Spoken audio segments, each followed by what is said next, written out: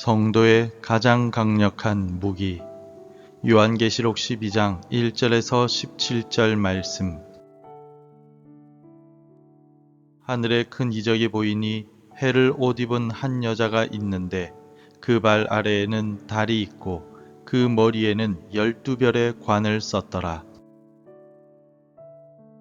이 여자가 아이를 베어 해산하게 되매 아파서 애를 쓰며 부르짖더라. 하늘에 또 다른 이적이 보이니 보라, 한 큰 붉은 용이 있어 머리가 7이요 뿔이 10이라. 그 여러 머리에 7 왕관이 있는데 그 꼬리가 하늘의 별 3분의 1을 끌어다가 땅에 던지더라. 용이 해산하려는 여자 앞에서 그가 해산하면 그 아이를 삼키고자 하더니 여자가 아들을 낳으니 이는 장차 철장으로 만국을 다스릴 남자라. 그 아이를 하나님 앞과 그 보좌 앞으로 올려가더라. 그 여자가 광야로 도망하매 거기서 1260일 동안 그를 양육하기 위하여 하나님께서 예비하신 곳이 있더라. 하늘에 전쟁이 있으니 미가엘과 그의 사자들이 용과 더불어 싸울새 용과 그의 사자들도 싸우나 이기지 못하여 다시 하늘에서 그들이 있을 곳을 얻지 못한지라. 큰 용이 내쫓기니 옛뱀 곧 마귀라고도 하고 사탄이라고도 하며 온 천하를 꿰는 자라. 그가 땅으로 내쫓기니 그의 사자들도 그와 함께 내쫓기니라. 내가 또 들으니 하늘에 큰 음성이 있어 이르되 이제 우리 하나님의 구원과 능력과 나라와 또 그의 그리스도의 권세가 나타났으니 우리 형제들을 참소하던 자 곧 우리 하나님 앞에서 밤낮 참소하던 자가 쫓겨났고 또 우리 형제들이 어린 양의 피와 자기들이 증언하는 말씀으로써 그를 이겼으니 그들은 죽기까지 자기들의 생명을 아끼지 아니하였도다. 그러므로 하늘과 그 가운데 거하는 자들은 즐거워하라. 그러나 땅과 바다는 화 있을진저 이는 마귀가 자기의 때가 얼마 남지 않은 줄을 알므로 크게 분내어 너희에게 내려갔음이라 하더라.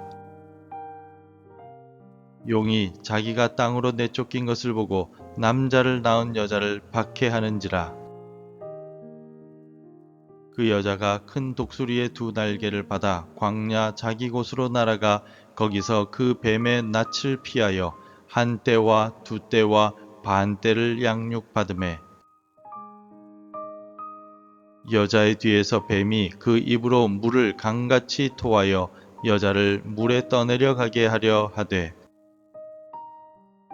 땅이 여자를 도와 그 입을 벌려 용의 입에서 토한 강물을 삼키니 용이 여자에게 분노하여 돌아가서 그 여자의 남은 자손 곧 하나님의 계명을 지키며 예수의 증거를 가진 자들과 더불어 싸우려고 바다 모래 위에 서 있더라. 다윗은 평소와 같이 사울의 궁전에서 악기를 연주하고 있었습니다. 그때 사울이 갑자기 다윗을 향해 창을 던졌습니다. 다윗을 죽이려고 했던 것입니다. 다윗은 특별한 잘못을 하지 않았음에도 불구하고 다윗을 시기하고 질투했던 사울이 다윗에게 창을 던졌던 것입니다. 그런데 사울의 창과 다윗의 위기는 오늘 우리가 겪는 고통이기도 합니다. 사탄은 오늘도 우리의 마음과 삶 속에서 사울의 창과 같은 각종 유혹과 공격으로 우리를 위협합니다. 우리는 하나님의 자녀로서 믿음을 지키며 살아가려 하지만 사탄의 공격으로 인하여 흔들리고 때로는 넘어지기도 합니다. 오늘도 우리는 눈에 보이지 않는 영적인 전쟁터 속에서 살아가고 있습니다. 사도 요한 역시 영적인 전쟁의 한복판에 있었습니다. 그는 반모섬에 유배되어 있는 상황이었고 자신의 미래에 대해 아무것도 모르는 불확실한 상황이었습니다. 그리고 오늘 본문에서 요한이 본 환상은 성도를 괴롭게 하는 거대한 용과 전쟁을 벌이는 장면입니다. 비록 용과의 싸움이 버겁고 고통스럽지만 오늘 본문은 거대한 용과의 싸움에서 승리할 수 있는 가장 강력한 두 가지의 무기를 보여주고 있습니다. 성도는 어떤 무기로 거대한 용, 사탄의 권세를 무너뜨리고 승리할 수 있겠습니까? 성경은 사탄을 거짓의 아비라고 표현합니다. 또 오늘 본문에서는 밤낮으로 참소하던 자라고 표현하고 있습니다. 10절을 보시겠습니까? 내가 또 들으니 하늘에 큰 음성이 있어 이르되 이제 우리 하나님의 구원과 능력과 나라와 또 그의 그리스도의 권세가 나타났으니 우리 형제들을 참소하던 자, 곧 우리 하나님 앞에서 밤낮 참소하던 자가 쫓겨났고. 10절에서 설명하고 있는 참소하는 자, 헬라어로 카테고르라고 하는 말은 사탄을 뜻하며 원래 뜻은 고소와 고발을 하는 사람을 의미합니다. 그리고 이 단어는 사탄의 본성을 뜻하는 단어이기도 합니다. 사탄은 우리를 유혹하고 시험하는 존재를 넘어서서 하늘의 법정에서 재판장이신 하나님 앞에 서서 성도들을 밤낮으로 고소하는 역할을 합니다. 사탄은 우리의 죄와 허물을 덜추어내면서 하나님께 성도가 하나님의 자녀가 될 자격이 없는 자라고 끈질기게 고발하는 존재입니다. 욥기의 말씀에는 사탄의 이러한 본성이 적나라하게 드러납니다. 사탄은 욥이 하나님을 섬기는 이유가 하나님께서 복을 주셨기 때문이라며 참소합니다. 그리고 하나님께서 정하신 경계선을 넘어 욥을 시험합니다. 욥을 참소하고 시험한 사탄은 오늘 우리도 참소하고 있습니다. 우리에 대한 사탄의 참소는 대부분 사실에 근거한다는데 그 무서움이 있습니다. 사탄은 재판장이신 하나님께 우리가 얼마나 추악하고 더러운 죄인인가를 끊임없이 고발하고 동시에 사탄은 우리의 양심을 찌르고 우리를 깊은 죄책감과 무력감으로 끌고 들어가고 있습니다. 그래서 우리는 스스로 하나님 앞에 나아갈 자격이 없다고 느끼며 하나님을 피하고 도망가려는 마음을 가지기도 합니다. 사탄은 우리를 끊임없이 참소하고 무너뜨리려 하지만 오늘 본문의 11절은 사탄의 참소를 무너뜨리고 우리가 하나님 앞에 담대하게 나아갈 수 있는 능력을 제시하고 있습니다. 11절을 함께 읽겠습니다. 또 우리 형제들이 어린 양의 피와 자기들이 증언하는 말씀으로써 그를 이겼으니 그들은 죽기까지 자기들의 생명을 아끼지 아니하였도다.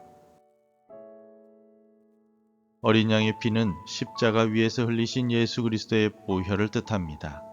특별히 성경에서는 피는 곧 생명임을 강조하고 있는 것을 생각해 볼 때 어린 양의 피는 곧 예수 그리스도의 생명을 뜻한다라고 볼 수 있습니다. 즉 우리는 어린 양의 피, 예수 그리스도의 십자가의 은혜로 사탄의 참소를 이길 수 있는 능력을 얻었다는 뜻입니다. 그러나 여기서 우리가 절대로 잊어서는 안 되는 사실이 있습니다. 사탄의 참소를 이기는 어린 양의 피의 능력은 내가 선하고 자격이 있어서 주어지는 것이 아니라는 점입니다.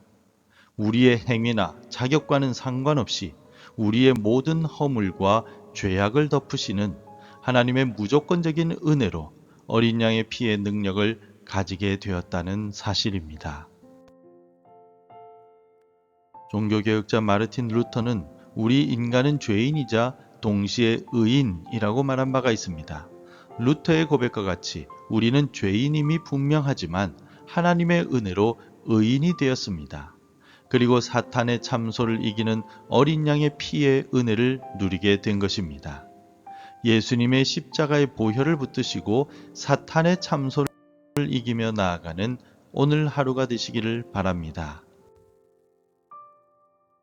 이어서 오늘 본문 11절에서는 또 다른 성도의 강력한 무기인 증언하는 말씀에 대해 강조하고 있습니다.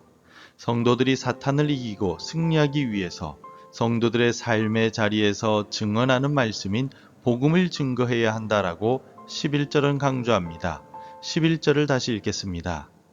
또 우리 형제들이 어린 양의 피와 자기들이 증언하는 말씀으로써 그를 이겼으니 그들은 죽기까지 자기들의 생명을 아끼지 아니하였도다. 증언하는 말씀은 예수 그리스도의 십자가의 은혜, 즉 어린 양의 피를 경험한 성도들이 자연스럽고도 당연하게 행하게 되는 반응이자 무기입니다. 예수 그리스도께서 나를 위해 무엇을 하셨으며 예수 그리스도를 만난 이후에 내 삶이 어떻게 변화가 되었는지 우리는 삶의 자리에서 가족과 이웃에게 나타내야만 합니다. 우리의 말과 행동이라는 삶의 자리 속에서 자연스럽게 십자가의 은혜를 경험하는 간증들이 흘러나와야만 한다는 뜻입니다. 우상숭배를 단호하게 거절함으로써 풀무불 속에 던져질 위험에 놓인 다니엘의 세 친구를 기억해 보십시오. 그들은 풀무불의 위협 앞에서도 그리 아니하실지라도 라며 믿음을 고백함으로써 모든 이방인들 앞에서 하나님의 살아계심을 증언하였습니다. 바로 이 같은 믿음의 결단이 오늘 우리에게 필요하며 삶에서 복음을 증거하는 지혜가 우리에게 필요하다는 것입니다. 삶의 자리에서 복음을 증언하는 증인으로서의 삶을 감당해낼 수 있게 해달라고 하나님의 능력과 은혜를 구하시기 바랍니다.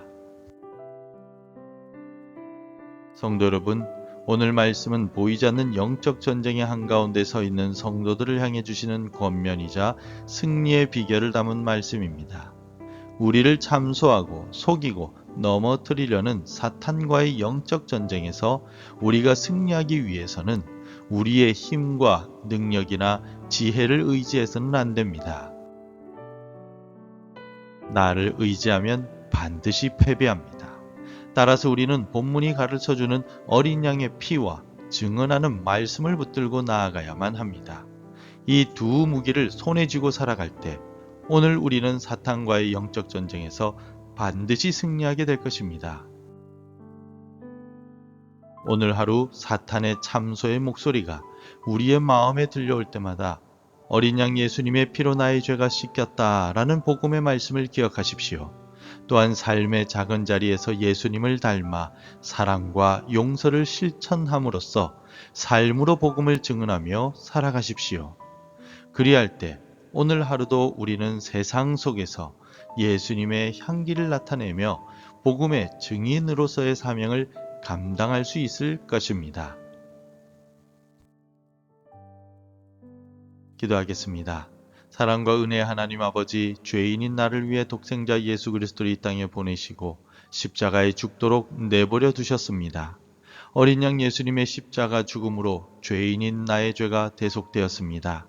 이 큰 은혜를 어떻게 기록하며 갚을 수 있겠습니까? 부족하고 연약하지만 오늘 하루의 삶을 살아가는 동안 십자가의 은혜를 잊지 않고 감사 찬송하며 살아가겠습니다. 나의 말과 행동, 삶의 자리 속에서 복음의 증인으로 살아가겠습니다.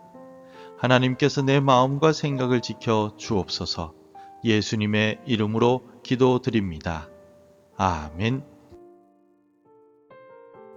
계속해서 함께 기도해 주시기 바랍니다. 나는 죄인이지만 예수님의 보혈로 구원받았음을 잊지 않게 하소서. 나의 삶의 자리에서 구원의 복음을 나타내게 하소서. 우리 가족과 친구, 이웃들을 구원하는 구원의 통로가 되게 하소서. 매일 하나님의 말씀으로 하루를 시작하는 은혜를 주옵소서.